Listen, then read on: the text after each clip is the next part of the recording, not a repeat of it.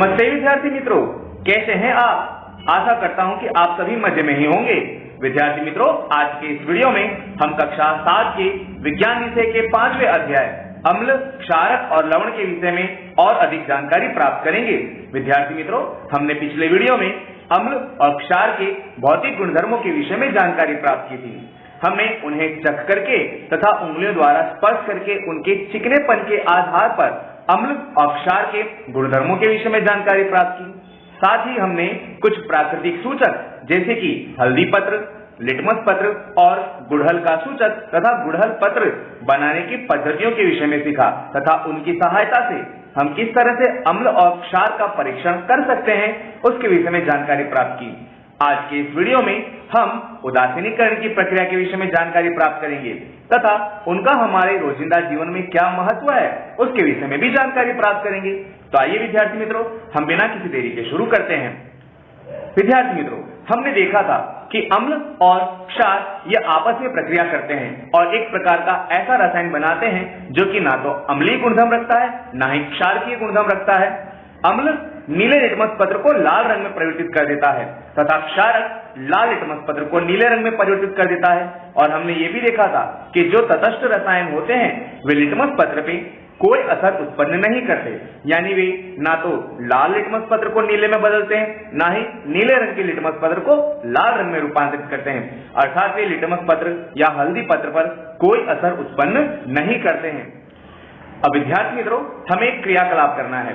इस क्रियाकलाप में हमें करना क्या है, तो एक परख नली में लगभग 1/4 जितना तनु हाइड्रोक्लोरिक अम्ल लेना है और उसके रंग को हमें नोट कर लेना है। विद्यार्थी मित्रों, जब हम हाइड्रोक्लोरिक अम्ल लेते हैं परख नली में तब हम देखेंगे कि वह हल्के पीले रंग का या तो रंगहीन हो सकता है। अब आपको एक सूचक लेना है जिसका नाम है फिनोक्सिलिन। यह मानव निर्मित सूचक है। इसके रंग को भी आपको नोट कर लेना है और इसकी 2 से 3 बूंदे जो आपने हाइड्रोक्लोरिक अम्ल परख नली में लिया है उसमें लेनी है और उसके बाद अम्ल में धीरे धीरे उसे हिलाना है और उसके रंग में होने वाले परिवर्तन को हमें नोट कर लेना है। विद्यार्थी मित्रों, अब ड्रॉपर की सहायता से सोडियम हाइड्रोक्साइड जो कि क्षारकीय गुणधर्म रखता है उसकी 1 बूंद इस विलयन में डाल देनी है और तब तक डालते रहनी है जब तक कि उसका रंग हल्का गुलाबी ना आ जाए। विलयन में 1 बूंद पुनः हाइड्रोक्लोरिक अम्ल ड्रॉपर की सहायता से मिलाना है और पुनः उसके रंग का आपको अवलोकन करना है। अब पुनः आपको 1 बूंद सोडियम हाइड्रोक्साइड का उस विलयन में मिलाना है और पुनः उसके रंग में होने वाले परिवर्तन को आपको नोट करना है।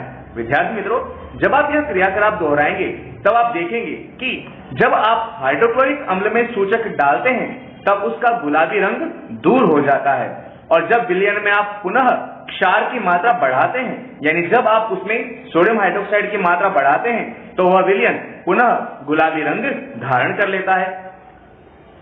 जब किसी भी अम्लीय विलयन में क्षारकीय विलयन मिलाया जाता है तब दोनों विलयन अपना प्रभाव उदासीन कर देते हैं, यानी जब कभी भी आप किसी भी अम्ल में बेस यानी क्षार को मिलाते हैं तो वह अम्ल अपने अम्लता के गुणधर्म को धीरे धीरे खोना शुरू करता है और एक समय ऐसा आता है कि वह अम्लता का संपूर्ण गुणधर्म खो देता है और जो उसमें आपने क्षार मिलाया था वह क्षार भी क्षारीयता का संपूर्ण गुणधर्म खो देता है और अंत में जो विलयन हमें प्राप्त होता है वह ना तो अम्लीय गुणधर्म रखता है और ना ही क्षारकीय गुणधर्म रखता है। यानी हम यदि अम्ल और क्षार को योग्य मात्रा में मिलाते हैं तो विलयन की प्रकृति ना तो अम्लीय रहती है और ना ही क्षारीय रहती है। इस प्रक्रिया को ही हम उदासीनीकरण की प्रक्रिया के नाम से जानते हैं। यदि आप परख नली को छू करके अवलोकन करें तो आप पाएंगे कि परख नली थोड़ी सी गर्म महसूस होती है। इस पर से विद्यार्थी मित्रों, हम ऐसा कह सकते हैं कि उदासीनीकरण की प्रक्रिया सदैव गर्मी उत्पन्न करने वाली अर्थात ऊष्माक्षेपक प्रक्रिया होती है। अम्ल और क्षार के बीच रासायनिक अभिक्रिया से लवण तथा पानी उत्पन्न होते हैं। विद्यार्थी मित्रों, ये बात तो तय है कि जब कभी भी आप अम्ल और क्षार के बीच रासायनिक अभिक्रिया करते हैं, यानी अम्ल में क्षार को मिलाते हैं या क्षार में अम्ल को मिलाते हैं, तब उनके बीच रासायनिक अभिक्रिया होकर के पानी और लवण तो उत्पन्न होते ही हैं। यह अभिक्रिया उदासीनीकरण के नाम से जानी जाती है तथा इस प्रक्रिया में ऊष्मा भी उत्पन्न होती है, यानी यह प्रक्रिया के दरमियान पानी लवण और ऊष्मा उत्पन्न होते हैं। यहाँ पर प्राप्त होने वाला लवण उदासीन प्रकृति रखता है, वह ना तो अम्लीय होता है और ना ही क्षारीय होता है। परंतु विद्यार्थी मित्रों, आपको ये बात नोट कर लेना जरूरी है, सभी लवण उदासीन नहीं होते। कुछ लवण ऐसे भी होते हैं जो कि अम्लीय प्रकृति रखते हैं और कुछ लवण ऐसे भी होते हैं जो कि क्षारकीय प्रकृति रखते हैं। इसके विषय में और अधिक जानकारी आप अगली कक्षाओं में प्राप्त करेंगे। अम्ल और लवण के बीच की रासायनिक अभिक्रिया अर्थात उदासीनीकरण की अभिक्रिया का एक सामान्य समीकरण हम देख लेते हैं।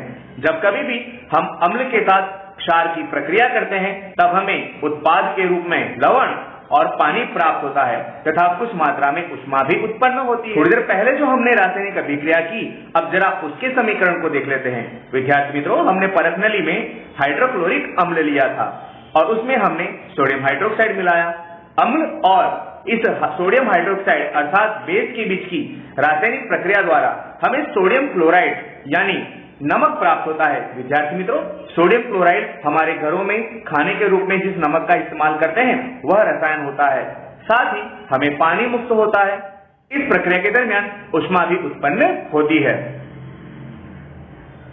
अब विद्यार्थी मित्रों, हमें चर्चा करनी है उदासीनीकरण की हमारे रोजिंदा जीवन के अंदर होने वाले उपयोग। उदासीनीकरण की प्रक्रिया का हमारे रोजाना जीवन में क्या महत्व है। तो विद्यार्थी मित्रों, सबसे पहले हम चर्चा करते हैं अपाचन, अम्लता या एसिडिटी के विषय में। विद्यार्थी मित्रों, कई बार आपने नोट किया होगा कि जब आप कुछ तीखा तमतमता खोराक खा लेते हैं तब कई बार आपको एसिडिटी हो जाती है, या कई बार जब आप अधिक मात्रा में अंडा या मांस खा लेते होंगे तब भी आपको कई बार अम्लता की शिकायत हो जाती है या अपाचन की शिकायत हो जाती है। तब उस समय आप क्या करते हैं? बिल्कुल, आप उस समय बाजार में जाकर के सोडा पीना पसंद करते हैं या हमारे घर में रहे हुए कुछ एसिडिटी नाशक रसायनों का उपयोग करते हैं।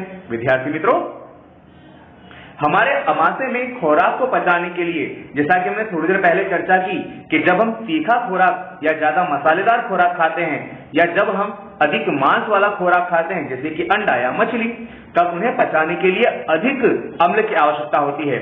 हमारे अमाशय में हाइड्रोक्लोरिक अम्ल पाया जाता है जो कि भोजन को पचाने में मदद करता है। वह भोजन को अम्लीय बनाता है जिससे हमारा भोजन सरलता से पच सके।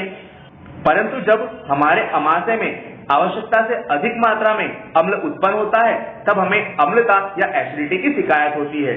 इस अपाचन, अम्लता या एसिडिटी के निपटान के लिए हम बाजार से जाकर के सोडा लेते हैं या जब कभी भी हम दवाखाने में जाते हैं तब डॉक्टर हमें प्रति अम्ल यानी एंटी एसिड जैसी कुछ दवाएं लिख के देता है, जैसे कि मैग्नीशियम हाइड्रोक्साइड। वह अम्ल के नाशक के रूप में काम करती है। जब इस दवा को हम अपने खुराक में लेते हैं तब हम पाएंगे कि हमारे शरीर में जो अम्ल उत्पन्न हुआ है वह इस बेस यानी प्रति अम्ल के साथ रासायनिक प्रक्रिया करता है और लवण तथा पानी उत्पन्न करता है और हमारे शरीर में होने वाली अम्लीयता यानी एसिडिटी समाप्त हो जाती है। अब आपको पता चला ना विद्यार्थी मित्रों कि जब कभी भी आपको एसिडिटी होती है तब आप खाने के सोडे या मैग्नीशियम हाइड्रोक्साइड जैसे रसायन का उपयोग क्यों करते हैं। अब हम चर्चा करेंगे चींटी के डंक के उपचार में। विद्यार्थी मित्रों, आपने कई बार देखा होगा कि जब हमें चींटी काट लेती है तब उस स्थान पर हमें थोड़ा सा सूजन जैसा एहसास होता है। चींटी हमें जब काटती है तब वह हमारी त्वचा में फॉर्मिक अम्ल डाल देती है। इस अम्ल के उपचार के लिए हमें उस पर बेसिक विलयन लगाना चाहिए अर्थात क्षारीय विलयन लगाना चाहिए। इसके लिए विद्यार्थी मित्रों, हम हमारे घर में पाए जाने वाले खाने के सोडे का यानी सोडियम हाइड्रोजन कार्बोनेट अथवा केलेमाइन के विलयन को मल करके उसे उदासीन कर सकते हैं, जिससे चींटी के द्वारा हमारे शरीर में डाला गया अम्ल उदासीन हो जाता है और हमें जल्द ही उसका उपचार मिलता है। विद्यार्थी मित्रों, कई बार आपने देखा होगा कि जब मधुमक्खी भी हमें डंक मारती है तब हमारे उस स्थान पर भी सूजन आ जाती है। तब मधुमक्खी के डंक के उपचार में भी हम इस प्रकार के क्रियाकलाप को कर सकते हैं, क्योंकि मधुमक्खी भी जब हमें डंक मारती है तब वह हमारे शरीर में अम्ल को प्रविष्ट कराती है। तीसरा इसका उपयोग आता है मृदा के उपचार में। विद्यार्थी मित्रों, कई बार आपने सुना होगा कि एसिड बरसात के कारण हमारी मृदा अम्लीय हो जाती है। उस समय वह अच्छी मात्रा में फसल का उत्पादन करने लायक नहीं रहती, या कई बार जब किसान अपने खेतों में खाद डालता है या जंतुनाशक दवाओं का उपयोग करता है तब उस समय हमारी मृदा क्षारीय या अम्लीय हो जाती है, जो कि अच्छी मात्रा में फसल का उत्पादन नहीं करती है। रासायनिक उर्वरकों का अत्यधिक उपयोग मृदा को अम्लीय बना देता है। यदि मृदा अधिक मात्रा में अम्लीय हो जाए, तब अत्यधिक क्षारकीय हो जाए, तब पादप यानी पौधे अच्छी मात्रा में वृद्धि नहीं कर पाते हैं। उस समय विद्यार्थी मित्रों, जब मृदा अत्यधिक अम्लीय हो जाती है, तब उसमें बिना बुझा हुआ चूना यानी कैल्शियम ऑक्साइड मिलाया जाता है, अथवा बुझा हुआ चूना यानी कैल्शियम हाइड्रोक्साइड मिलाया जाता है, जो कि क्षारकीय प्रकृति रखते हैं और हमारी अम्लीय हो चुकी जमीन को थोड़ा सा सामान्य कर देते हैं। यदि मृदा क्षारकीय हो जाए, तब उसमें जैविक पदार्थ मिलाए जाते हैं, जैसे कि कंपोस्ट खाद। वे मृदा में अम्ल निर्मुक्त करते हैं और उसकी क्षार की प्रकृति को उदासीन कर देते हैं। जैसा कि आप जानते हैं, जो जैविक खाद है या कंपोस्ट खाद है, इसमें कुछ सूक्ष्म जीव पाए जाते हैं जो कि अपने में से अम्ल उत्पन्न करते हैं और क्षारकीय हो चुकी जमीन को वे सामान्य करने में मदद करते हैं। विद्यार्थी मित्रों, अगला इसका उपयोग आता है कारखानों के अपशिष्ट के उपचार में। विद्यार्थी मित्रों, कई बार आपने देखा होगा कि कारखाने वाले जो हैं, वह अपने कारखानों में मशीनों के शुद्धिकरण के लिए, उनके रखरखाव के लिए अम्ल का इस्तेमाल करते हैं। अम्ल की सहायता से उसे धोते हैं और वे इस पानी को बिना शुद्ध किए ही जलाशयों में छोड़ देते हैं, जिसके कारण जलाशयों में पाए जाने वाले बहुत से जीव मृत हो जाते हैं, उनकी जीव को हानि पहुंचती है। इसीलिए कारखाने वालों को सलाह दी जाती है कि वो जो पानी जलाशयों में छोड़ रहे हैं, उन्हें पहले तटस्थ करें। इसके लिए उन्हें क्या करना चाहिए?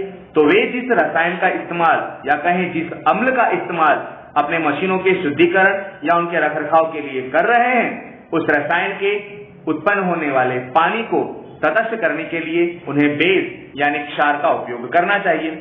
अनेक कारखानों के अपशिष्ट यानी कचरे में अम्लीय पदार्थ मिश्र होते हैं। यदि ऐसे अपशिष्ट पदार्थों को सीधा ही जलाशय में छोड़ दिया जाता है, तो वह नदियों में बहा दिया जाता है या विसर्जित कर दिया जाता है, तब मछली और अन्य जीव सृष्टि नष्ट हो जाती है। अतः कारखाने के अपशिष्ट को जलाशयों में व नदियों में विसर्जन करने से पहले क्षारकीय पदार्थ मिला करके उसे उदासीन करने के लिए कहा जा सकता है। विद्यार्थी मित्रों, आपने कई बार देखा होगा कि हम अम्लीय बरसात के विषय में सुनते हैं। विद्यार्थियों, जब कभी भी फैक्ट्रियों में या हम हमारे वाहनों में पेट्रोलियम जैसे रसायनों का, पेट्रोल या डीजल जैसे रसायनों का ईंधन के रूप में उपयोग करते हैं या फैक्ट्रियों में कोयले का इस्तेमाल किया जाता है, तब उससे वातावरण में हानिकारक ऐसी कार्बन डाइऑक्साइड तथा सल्फर डाइऑक्साइड गैसें मिलती हैं और यह गैसें वातावरण में रहे हुए पानी के साथ रासायनिक अभिक्रिया करती हैं और अम्ल का निर्माण करती है, और यही अम्ल पहली बरसात के रूप में पृथ्वी पर गिरता है, जिसे हम अम्लीय बरसात के रूप में जानते हैं। और ऐसी अम्लीय बरसात हमारी जीव सृष्टि के लिए हानिकारक होती है। तालाबों में रही हुई मछलियां ऐसी अम्लीय बरसात के कारण मर जाती हैं तथा जिस पेड़ पौधों की हम छाया लेते हैं, वे पेड़ पौधों को भी इससे नुकसान पहुंचता है। और कई बार जब हम ऐसी पहली बरसात में स्नान करते हैं, तब हमारी त्वचा को भी नुकसान होने की संभावना रहती है, क्योंकि जो पानी हमारी त्वचा पर गिर रहा है वह अम्लीय बरसात के कारण अम्लीय पानी है, जो कि हमारी त्वचा को नुकसान पहुंचा सकता है। तो विद्यार्थी मित्रों, आशा करता हूं कि आपने इस वीडियो को देख करके उदासीनीकरण की प्रक्रिया के विषय में अच्छे से जानकारी प्राप्त कर ली होगी। साथ ही उदासीनीकरण की प्रक्रिया का हमारे रोजिंदा जीवन में क्या महत्व है, उसके विषय में जानकारी प्राप्त की होगी।